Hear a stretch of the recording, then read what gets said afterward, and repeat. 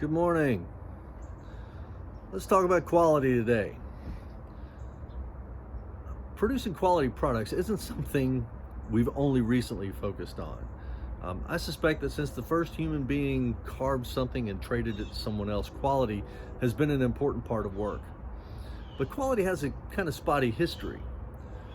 Now, back in medieval Europe, craftsmen banded together to create guilds, and guilds would publish and enforce quality standards for a variety of products. The guilds would conduct inspections and then put some kind of mark on the product to indicate that it had met their quality standards. Many craftsmen recognized the value of a consistent string of quality marks and often added their own marks to all of their products. Yeah, this is the birth of trademarks.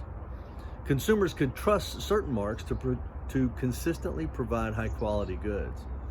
And for the most part, that hasn't really changed. But sometimes we get a little mixed up.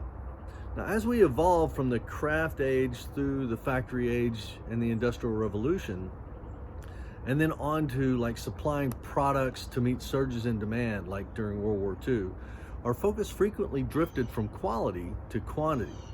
So guilds, factory managers, and government customers responded to this with a heavy emphasis on inspection.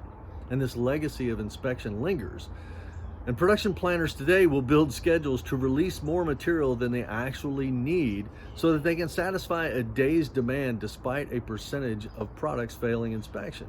In other words, if you need to deliver 100 dishwashers today, they would release materials in order to build of 125 because they know some would fail inspection. Now, 25% failure rates are extremely rare and extremely high, but this same kind of behavior is happening every day at a tremendous cost. Now, Walter Stewart introduced the world to the concept of process quality and process control.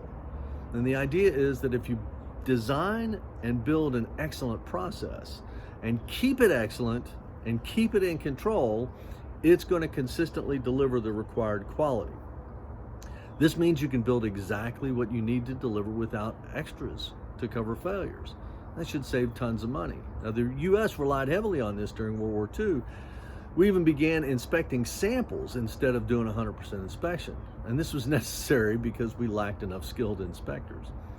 We also put into place a training with an industry program designed to teach supervisors how to train people to keep the process in control and to do the required work properly and quickly and to improve the processes and methods associated with the product. I made a video about TWI back on September 18th if you want to check that out. But at the end of the war, all that changed for us, but not necessarily for everyone. And I'll tell a couple of those stories in future episodes. Have a great day, and I'll see you tomorrow.